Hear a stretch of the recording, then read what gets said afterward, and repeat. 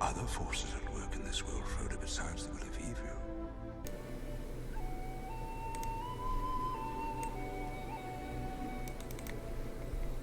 Right.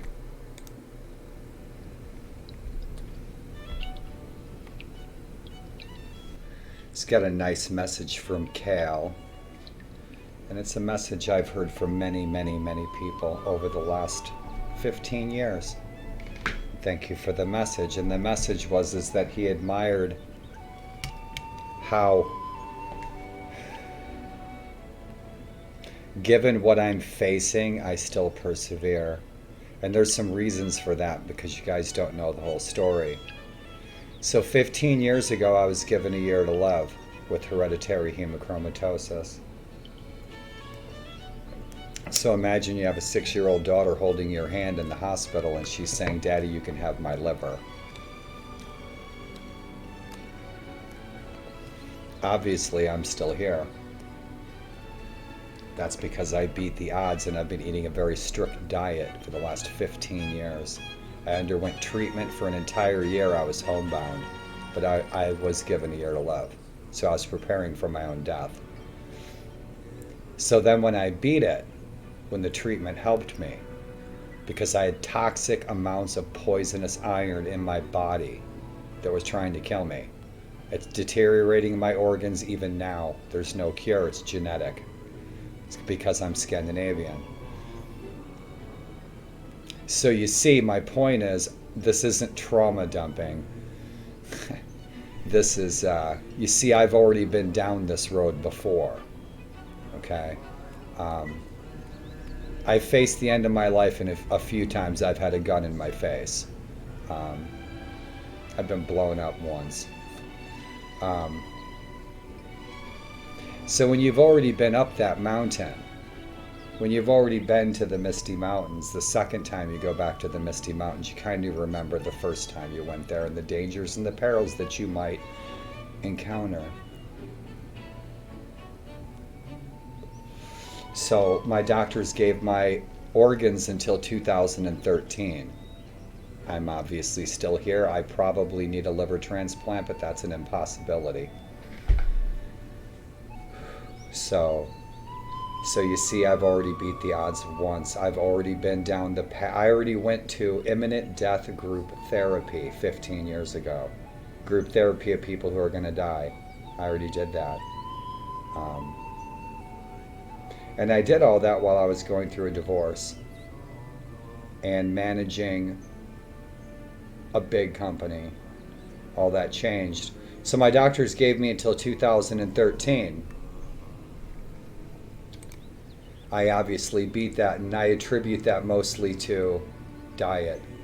I don't eat most things that most people eat at all, and I haven't for 15 years. And I attribute that to keeping me alive. And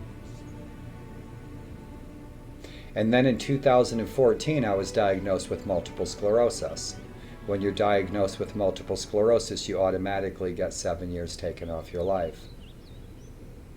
Most healthy males in my family don't make it past 65. Most people with hemochromatosis don't make it to 65. Subtract 7 years. I have progressive MS.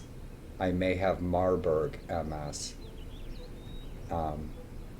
Me ending up in a wheelchair, my deterioration has only taken 3 years and I'm in a wheelchair. My deterioration has continued. My deterioration has doubled this year. So when you guys met me in March on Twitch, or in January on Twitch, I've deteriorated twice that much. So you have to ask yourselves, who's doing my dishes, who's taking out my trash, checking my mail, making sure my bills get paid when I forget, or wiping my ass, or picking me up off the floor? Nobody is. That's my reality. It's one of the reasons I came on Twitch. I've spoken to 4 people. I've spoken to 4 people briefly in 2 months.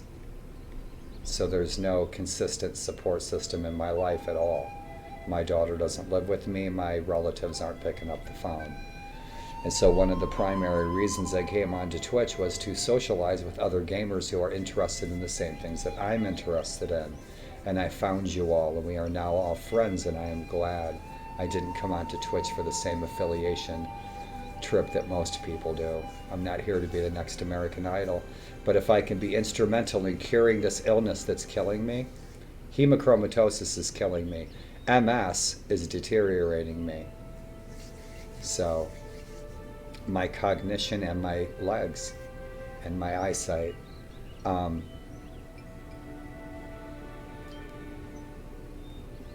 So in response to Cal's very nice comment, as usual, you see, I've already been down that road, so that allows me to engage this end of my life, this last chapter of my life, a little differently than most people, because I've already been down the path of the end of my life once. So, in the immortal words of the legendary Leofric, and he said to Uhtred, and I think it was in, might have been the Pale Horsemen or Lords of the North, you have to live each day your best until your last arsling. And of course, in the immortal words of the legendary Bernard Cornwell, we should say Merlin. And the immortal words of Merlin, life is a jest of the gods, and we must learn to laugh, or we will weep ourselves to death. Right on, Merlin. And so, guys, I try to live by those two guidelines every day. I do my best. But,